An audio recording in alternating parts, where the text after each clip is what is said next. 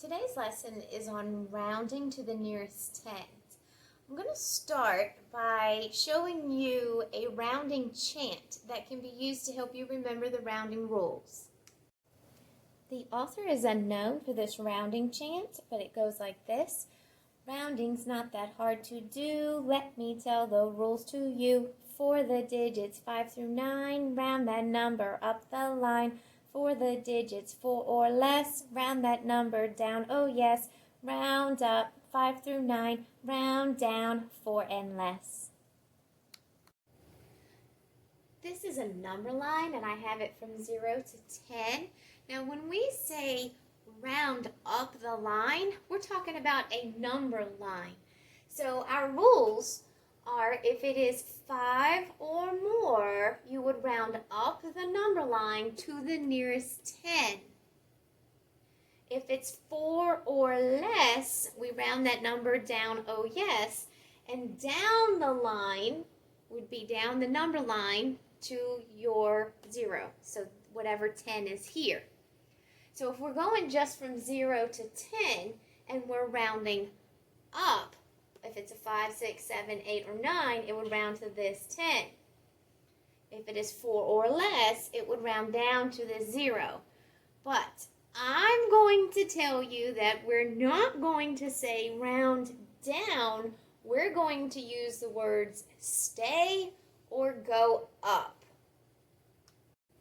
When rounding, I tell my students on the top of their paper somewhere, write the words stay and go up. So instead of saying down, I say stay.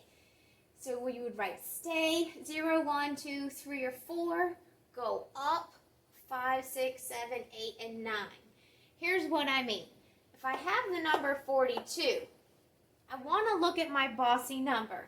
Okay, and since I'm rounding to the nearest 10, I'm going to underline the tens place. And I'm going to circle the number behind it. The 2 is right here, and it says stay. So the 4 is going to stay a 4. So when I round this, the 4 stays a 4, and the number I circled is going to go to a 0. So 42 rounds to 40. Now here's why I say stay instead of go down. I have some students every year, instead of going to 40, rounding down the number line to 40, they actually round down to 30. And they think their choices are between 30 and 40. And we know your choices are not supposed to be between 30 and 40. They're supposed to be between 40 and 50 on the number line. Because 42 on a number line is between 40 and 50. So sometimes the words go down the number line confuse the students and they want to drop down a number here. And that's where I get some students confused and they put 30 instead of 40. So in class, we're going to say stay or go up to avoid that confusion. Okay, let's do a few examples. So 3 on a number line, is that closer to a 0 or to the 10? It's closer to 0. So 3 would round to 0. 7 on a number line, 7 is more than 5, and anything 5 or more is going to round up to the nearest 10. So 7 rounds to 10. And you can see on the number line, it is closer to the 10 than it is to 0. All right, let's check this number line down here. 22 on a number line is between 20 and 30. 22, since it's 4 or less, is going to, this 2 is going to stay a 2, and it's going to round to 20 on the number line. 28 on a number line, this 8 would say go up because it's 5 or more, so it's going to tell this number to round up to 30.